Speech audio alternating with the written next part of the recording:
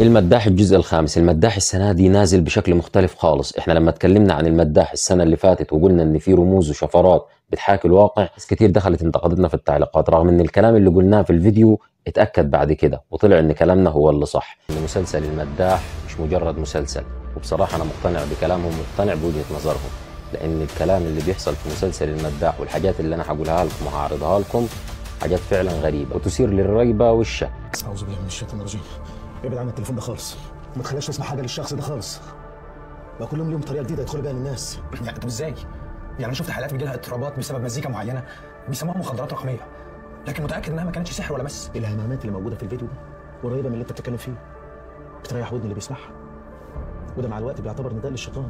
لان انا كنت متابع المداح في رمضان اللي فات وقلت لازم اشوف ايه الاحداث الغريبه اللي في المسلسل ده. السنه دي المداح نازل بشكل مختلف. المداح السنه دي فيه اسقاطات كتير جدا بتحاكي الواقع، اسقاط على الواقع، واولهم العرافه اللي طلعت في الحلقه اللي فاتت واتكلمت وقالت ان في شخص هيرجع للحياه من تاني، الشخص ده هيعمل ضجه كبيره جدا.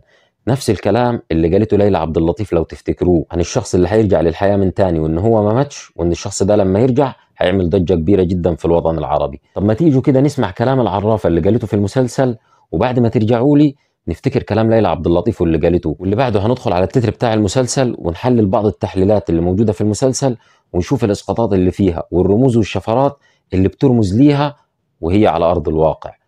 نفتكر الكلام وبعد كده ارجعوا لي. في شخصيه قياديه من احدى محافظات مصر ليها محبين ومريدين. الشخصيه دي ماتت بس هترجع من الموت. ترجع من الموت؟ استغفر الله العظيم. شفت انت قلت ايه؟ عشان كده ده هيبقى لعنه كبيره على البلد كلها، وهيتسبب في كوارث، لان ده ضد الطبيعه. ده اللي انا شايفاه. ده الكلام اللي قالته العرافه في المسلسل، واللي بيعمل اسقاط على كلام ليلى عبد اللطيف. نسمع كلام ليلى عبد اللطيف علشان نفتكر ونعمل مقارنه ما بين الاثنين ونحلل براحتنا بعد كده. إلى شخصية سياسية أو قيادية بارزة كان قد انتشر خبر اغتياله ووفاته حول العالم بالإعلام لفترة طويلة، ولكن سنرى هذه الشخصية بتظهر إلى العلن وعلى الإعلام، مما سيثير بشكل صدمة عارمة للجميع. وأنا أرى أن هذه الشخصية القيادية ما زالت على قيد الحياة، وأنا مسؤول عن كلامي، مما سيفضح الجهة التي قامت وتبنت عملية الاغتيال وتسبب صدمة كبيرة لشعبها وللوطن العربي. وأنا بقول إنه بعده عايش. بعد ما سمعنا كلام ليلى عبد اللطيف، ما تيجوا بينا نشوف الرموز والشفرات اللي في التتر بتاع المسلسل ونشوف بيرمز لإيه، واللي جاي فيها بعض الأشكال والرموز اللي بتحاكي الواقع. ولكن في البداية عايز أنوه عليكم تنويه وحذركم تحذير. خدوا بالكم من الكلام اللي بيتقال في المسلسل، لأن المسلسل بيعرض حاجات زي ما قلنا بتعمل إسقاطات على أرض الواقع وهي موجودة في الحقيقة. يعني زي بنات إبليس عليه لعنة الله اللي جم وتذكر أساميهم في المسلسل. الأسماء دي بناء على المتداول من معلومات إن الأسماء دي حقيقية، فناخد بالنا ونركز. الاسماء طبعا انا مش هقولها لكم في الفيديو عشان الفيديو يكون بسم الله الرحمن الرحيم كده وتكون بدايه خير. الاسماء هتلاقوها تحت في التعليقات لو اللي فيكم ما شافش المسلسل. نخش بقى على الصور ونشوف الرموز والشفرات اللي في الصور اللي بتعمل اسقاط على الواقع. اول حاجه قدامنا الصوره اللي قدامكم دي، واللي فيها رمزيه العين والبوابه، والرمزيه دي كانت لمغني اجنبي، كانت في سنه من السنين عملت ضجه كبيره جدا وكانت حاصله عليه بلبله كبيره جدا بسبب الحفلات بتاعته اللي بتبقى فيها رموز غامضه وبتبقى فيها زي ما بعض الناس قالت طلاسم، ان في ناس كتيره جدا بتموت في الحفلات بتاعته. في حفله من الحفلات دي كان فيها نفس الرمزيه دي اللي هي رمزيه العين ورمزيه البوابه، واللي بترمز فيما معناها زي ما حللت بعض الناس الدخول من البوابه وعين الدجال. نخش على اللي بعده، والرمزيه الثانيه زي ما انتم شايفين في الصوره اللي قدامكم، وهي رمزيه الشيطان اللي طالع من حاجه زي البوابه وزي الفراغات اللي بتكون موجوده في السماء واللي ظهرت كتير في الفتره الاخيره. ولو ركزنا من تحت كده شويه هنلاقي زي كائنات كتيره جدا ماشيه ورا بعضيها، واللي بيطلع منهم واحد ورا الثاني من خلال البوابه دي.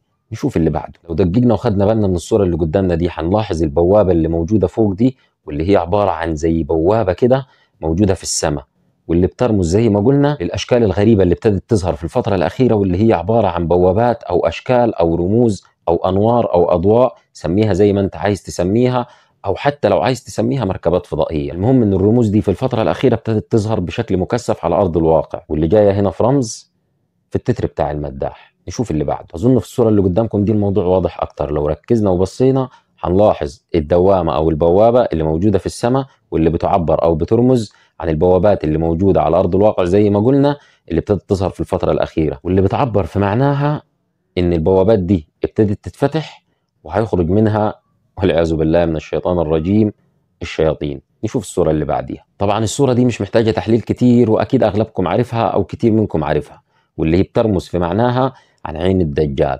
العين اللي قدامكم دي اللي جت في مسلسل أو في تتر مسلسل المداح، اللي هي عبارة عن عين اللي اترمز لها كتير جدا، حتى في المسرحية بتاعت أحمد حلمي لما كان لابس اللبس بتاع الشيطان كانت برضه نفس العين. واحنا كلنا طبعا عارفين العين بترمز لإيه، بعيدا عن قصة الدجال. الجماعة إياهم الله يفتح عليك.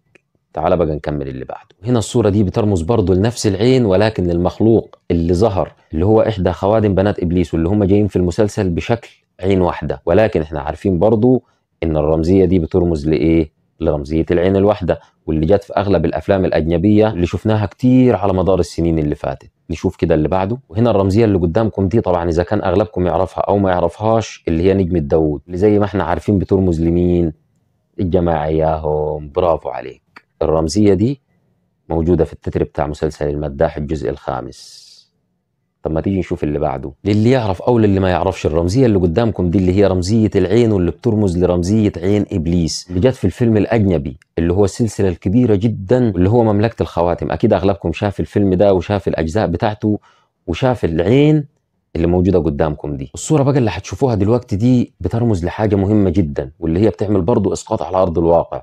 أكيد أغلبكم سمع عن القصة بتاعت الأقصر اللي حصلت من فترة، واللي حصل فيها حالة قتل، واللي هي كان فيها شاب قتل راجل كبير وقطع راسه وشرب من دمه وكتب بالدم بتاعه على الحيطة. طبعا كتير منا استغرب الفعل الغريب ده، واللي أغلب الناس طلعت بعد كده وقالت إن هو عنده مرض نفسي أو مرض عقلي أو ما شابه. ولكن هنا بيجسد لك القصة دي وبيعمل عليها إسقاط في الشخص اللي قدامكم ده، اللي هي فيها إحدى بنات إبليس تحاول إن هي تغوي الشخص ده علشان خاطر يعمل فعل شنيع وهو مش في وعيه. في بقى بعض الأشخاص اللي بيحللوا المسلسل قال لك إن ده إسقاط على القصة دي أو على القصص الشبيهة للقصص دي، إنه بيحصل معاهم نفس التفصيلة دي، وإنهم ما بيكونوش في أغلب الأوقات في وعيهم، وده السبب اللي بيخليهم يعملوا حاجات غريبة، منها إنه يكتب بالدم على الحيطة أو يشرب من دم الضحية. نشوف اللي بعده. بعيدا بقى عن كل اللي احنا حكيناه ده، في عالم تاني ومن ناحية تانية نروح للممثل الفظيع جدا اللي هو خالد سرحان. الفنان ده فعلا في عالم موازي تاني خالص جوا المسلسل، لأن ردود فعله أكشناته وتعليقاته على الأحداث مليانة بالكوميديا، زي مثلا الموقف ده. وانا خاف ليه؟ اخويا مات ورجع. ده انت لو رايح الساحل هتعوق عن كده. احنا معاك بقى يا حسن، ما قلنا ننسى اللي حصل. ننسى ايه ياما؟ هو مقلب. طبعا احنا هنتابع المسلسل حلقة بحلقة وهنرجع لكم بكل جديد موجود في المسلسل، ولكن تنويه وتحذير، ده بصفة شخصية بعيدا عن أي حاجة. أنا عن نفسي أنصحكم بلاش الناس أصحاب القلوب الضعيفة تتفرج المسلسل أو تتابعه، ونصيحتي ليكم عامة بلاش مسلسلات خالص في رمضان. ولو عايز تعرف الأحداث احنا هننقلها لكم أول بأول إن شاء الله، وكل عام وأنتم بخير.